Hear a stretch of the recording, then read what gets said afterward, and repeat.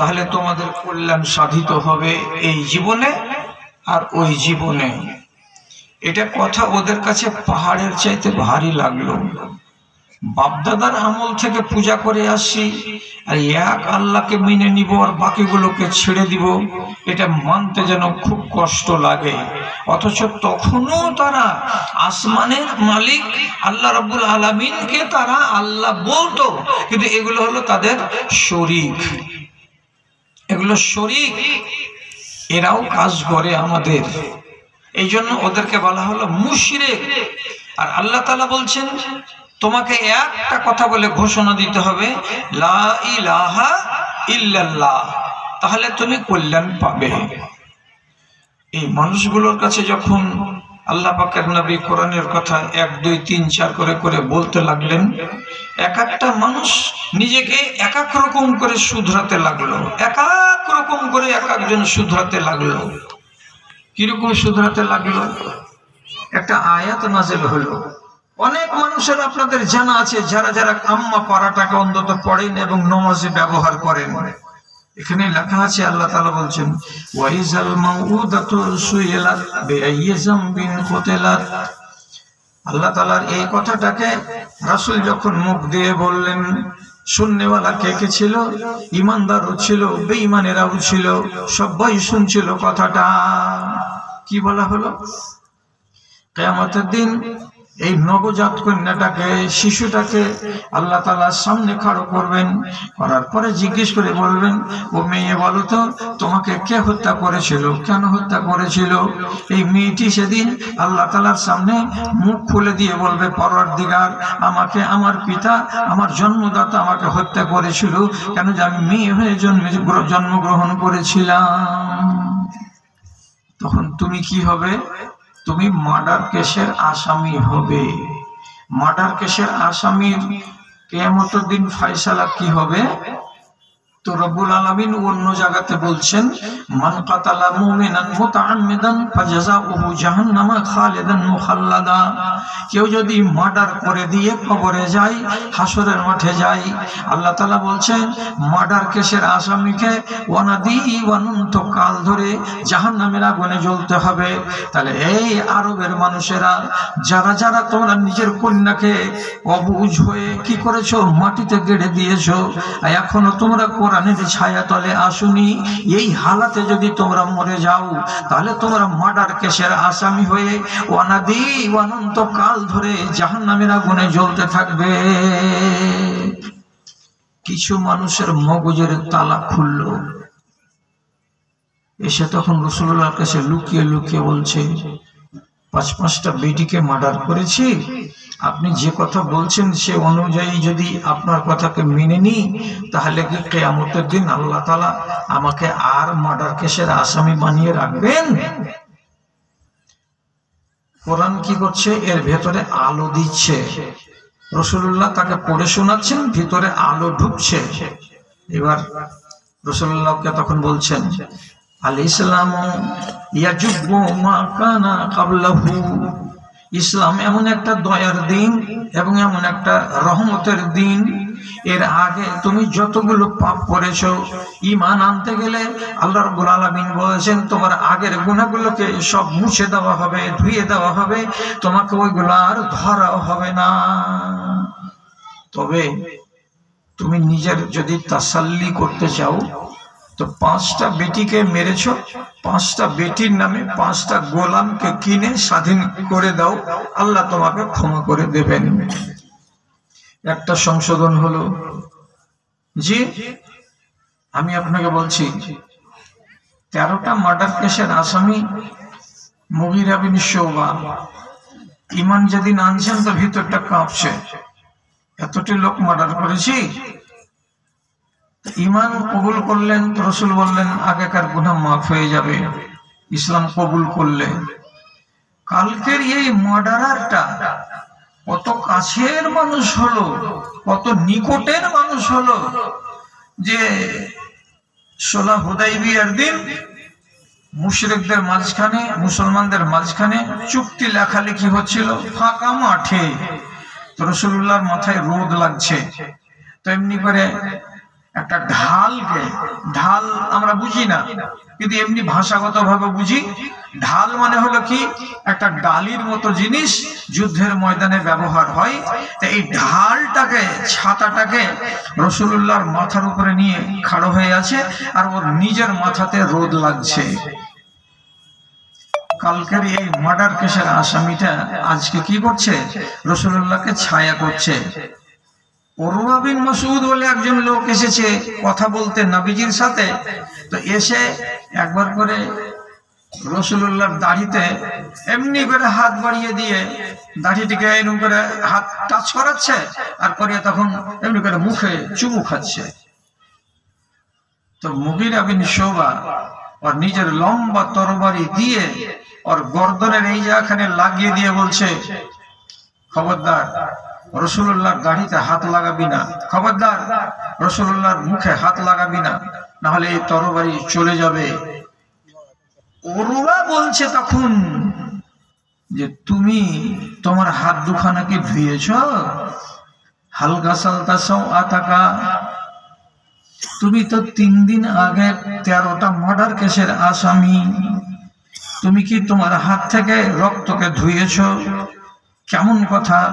আমি যদি ইমানদার নাও বা হই, তো রহমাতুল আলামিন নবীর দাড়িতে যদি একটু হাত লাগাই, তো তোমার হাত থেকে তো আমার হাত পাক আছে, আমি তো আমার হাত দিয়ে কাউরি রক্ত ঝরাইনি, কেন তুমি নবীজির হাত দাড়িতে হাত লাগাতে দেবে না?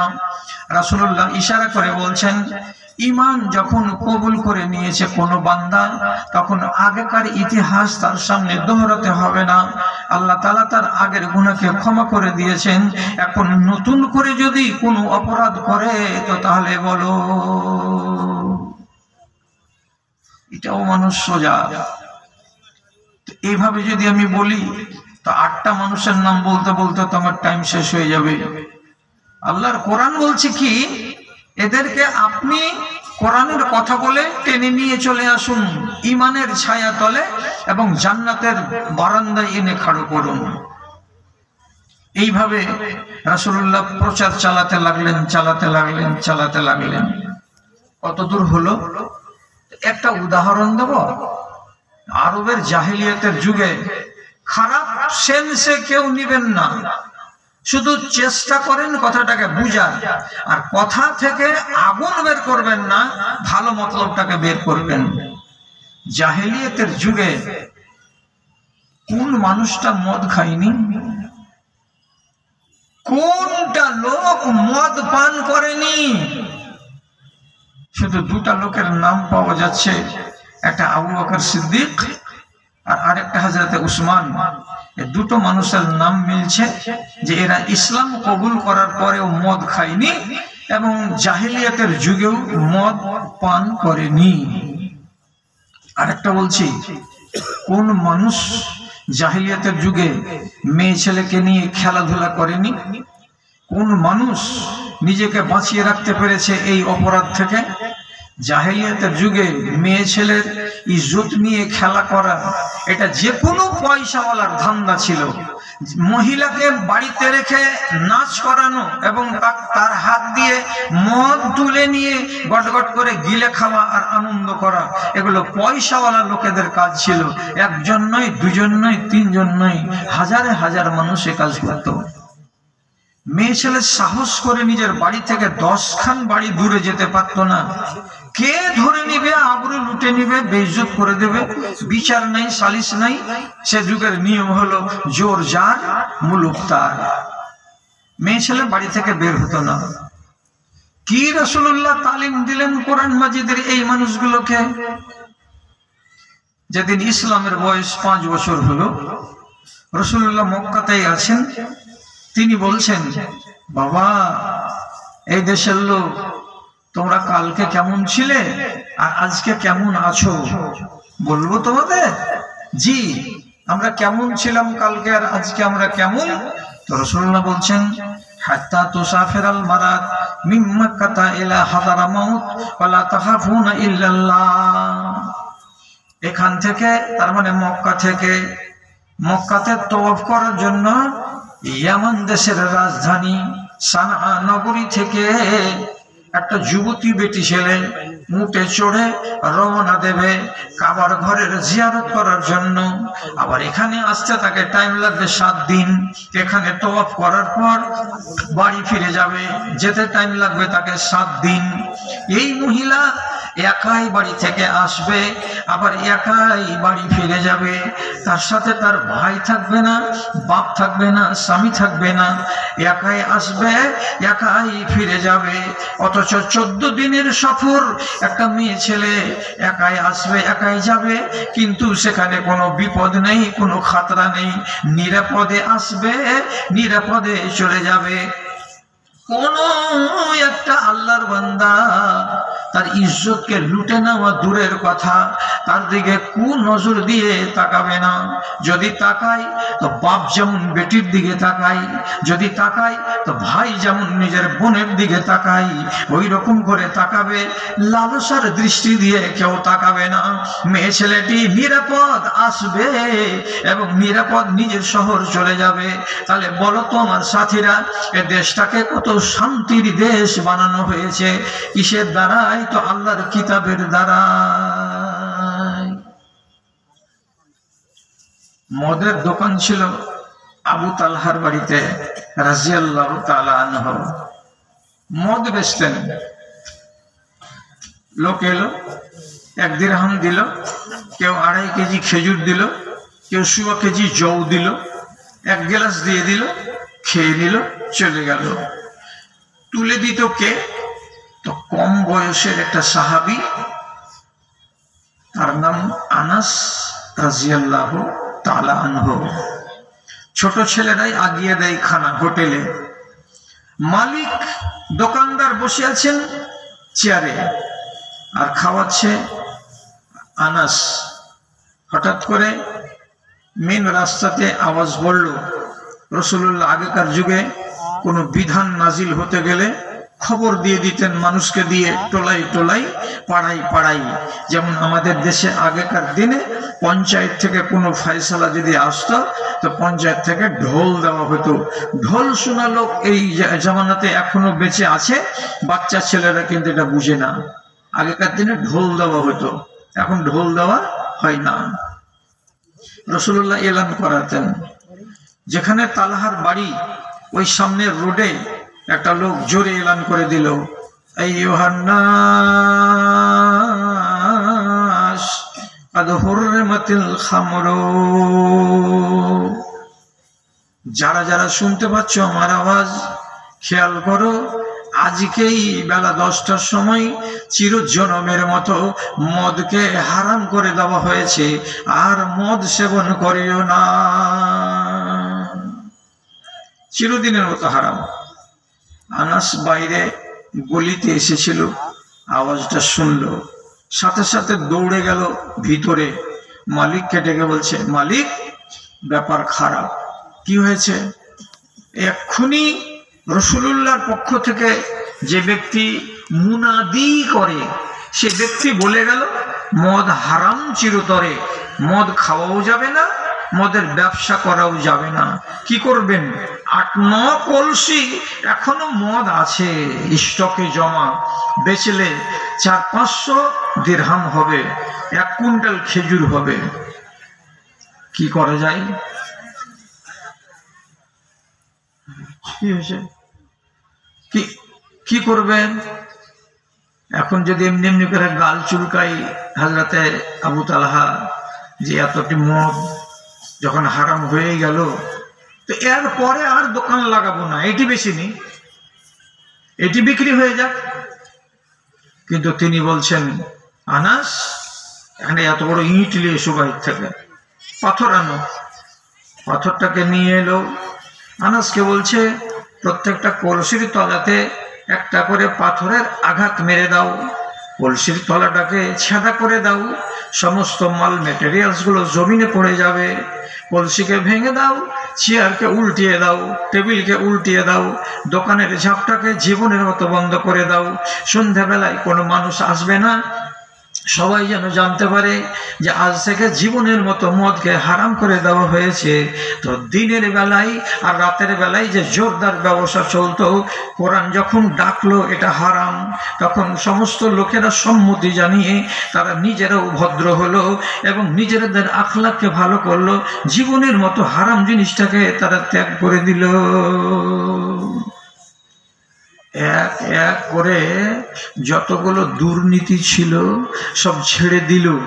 দেওয়ার পরে এই লোকগুলো কত কামিয়াব হলো, কত কামিয়াব। তো কামিয়াব কত হলো, এটা যদি রাখতে পারেন মগজে তো আল্লাহর ওয়াস্তে রাখবেন। আপনাদের এলাকার এই জায়গাটাতে আমি বহুবার এসেছি, আপনারা কিন্তু এই পালিয়ে টালিয়ে যান না আর দুর্ব্যবহারও করেন না।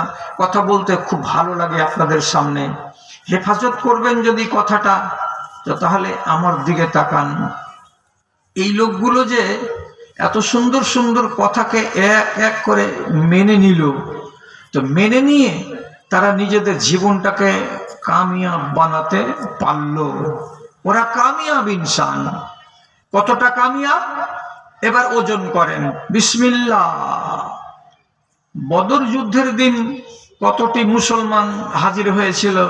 কোনো এই মাওলানা তালেবে ইলম বলিয়েন না, খেটে খাওয়া কোনো দাদা কোনো ভাই এর আগে কোনো জালসাতে শুনেছেন কতটি মুসলমানদের মিলিটারি ছিল বদর যুদ্ধের দিন?